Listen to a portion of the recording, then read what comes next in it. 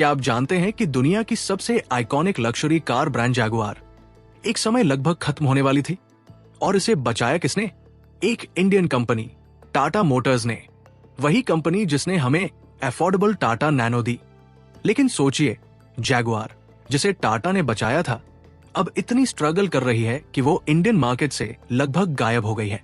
और हाँ, क्या आप जानते हैं कि रतन टाटा का जैगुआर और लैंड रोवर को खरीदने का फैसला सिर्फ बिजनेस नहीं था, बल्कि इसे एक तरह का रिवेंज भी कहा जाता है। अगर ये सब सुनकर आपका क्यूरियोसिटी बढ़ गया है, तो चलिए जैगुआर की इस फैसिनेटिंग स्टोरी को शुरू करते हैं। सबसे पहले चलते हैं 1920 के दशक में। जैगुआर की शुरुआत इंग्लैंड में स्वॉलो साइडकार कंपनी के रूप में हुई थी, जो मोटरसाइकिल साइडकार्स बनाती थी। 1945 में इसका नाम बदलकर जैगुआर कार्स कर दिया गया और ये लग्जरी और परफॉर्मेंस कार्स बनाने लगी। जैगुआर ई टाइप को दुनिया की सबसे खूबसूरत कारों में से एक माना गया, और यहां तक कि फेरारी के फाउंडर एंजो फेरारी ने इसे the most beautiful car ever made कहा। 2000 के दशक की शुरुआत में जैगुआर और लैंड रोवर फोर्ड के पास थी, लेकिन फोर्ड को इन ब्रड्स की वजह से भारी नुकसान हो रहा था। 2006 में फोर्ड ने अपने लग्जरी कार डिवीजन पर 1.3 बिलियन का घाटा सहा। 2008 में फोर्ड ने इन्हें बेचने का फैसला किया, और तभी टाटा मोटर्स ने एंट्री मारी। टाटा मोटर्स, जो अपने ट्रक्स और बसेस के लिए जानी जाती थी, ने जैगुआर और लैंड रोवर को 2.3 बिलियन में खरीद लिया। ये डील 26 मार्च 2008 को हुई, जब पूरी दुनिया फाइनेंशियल क्राइसिस में थी। लेकिन यहां एक बड़ा ट्विस्ट था। रतन टाटा सिर्फ एक डूबती हुई कंपनी को नहीं खरीद रहे थे। कई लोग मानते हैं कि वो एक पुराना बदला भी ले रहे थे। अब बात करते हैं रिवेंज एंगल की। 1999 में टाटा मोटर्स ने अपनी पहली passenger car Tata indica launch की थी, लेकिन कंपनी स्ट्रगल कर रही थी, और रतन टाटा ने फोर्ड को अपना पैसेंजर कार डिवीजन बेचने का प्रस्ताव दिया। डेट्रॉइट में हुई एक मीटिंग में फोर्ड के एग्जीक्यूटिव्स ने टाटा की टीम का मजाक उड़ाया। उन्होंने कहा, अगर आपको कार बिजनेस के बारे में कुछ पता नहीं है, तो आपने इसे शुरू ही क्यों किया? ये सुनकर रतन टाटा मीटिंग से बाहर चले गए। लेकिन 9 साल बाद टेबल्स टर्न हो गए।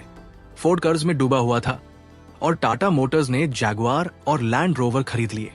इस बार फोर्ड के चेयरमैन बिल फोर्ड ने कहा, आप ये ब्रड्स खरीदकर हमारा बड़ा उपकार कर रहे हैं। टाटा के लीडरशिप में जैगुआर लैंड रोवर या JLR ने जबरदस्त टर्न अराउंड किया। सेल्स बढ़ने लगी। 2013 तक JLR ने टाटा मोटर्स के प्रॉफिट्स का 90% कंट्रीब्यूट किया। आइकॉनिक मॉडल्स जैसे रेंज रोवर एवोक और जैगुआर F टाइप ने ग्लोबल अटेंशन हासिल की। लेकिन फिर कहानी ने एक और मोड़ लिया। जहां लैंड रोवर लगातार सफल रही, जैगुआर की हालत खराब होने लगी।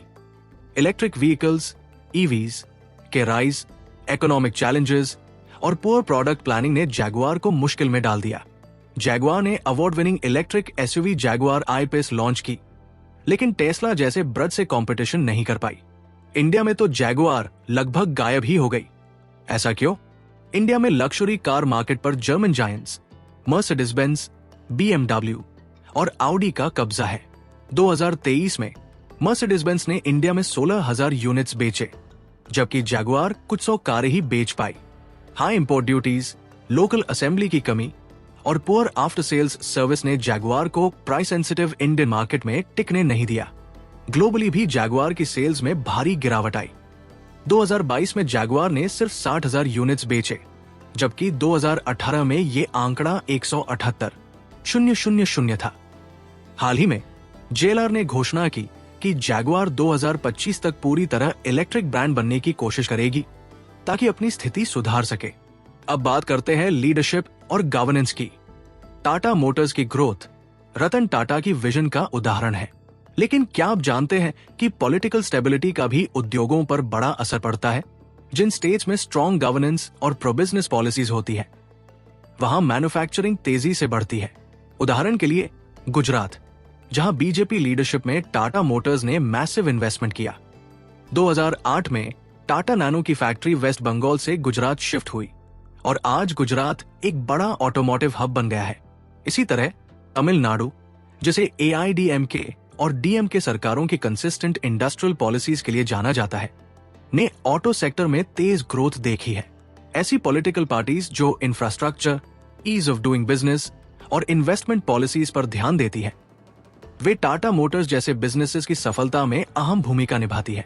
तो सवाल यह है, जैगुआर और टाटा मोटर्स का भविष्य क्या है? क्या जैगुआर अपनी ऑल इलेक्ट्रिक विजन के साथ वापसी कर पाएगी, या ये एक ऐसा लग्जरी आइकन बनकर रह जाएगी जो समय के साथ नहीं चल पाए? इतना तो तय है कि टाटा मोटर्स और जैगुआर की ये कहानी एम्बिशन, रिवेंज और रेजिलियंस का एक मास्टर क्लास है। अगर आपको ये कहानी फैसिनेटिंग लगी तो इस वीडियो को लाइक करें और ऐसे ही ब्रांड स्टोरीज के लिए सब्सक्राइब करें। आपका पसंदीदा जैगुआर मॉडल कौन सा है? हमें कमेंट्स में जरूर बताएं।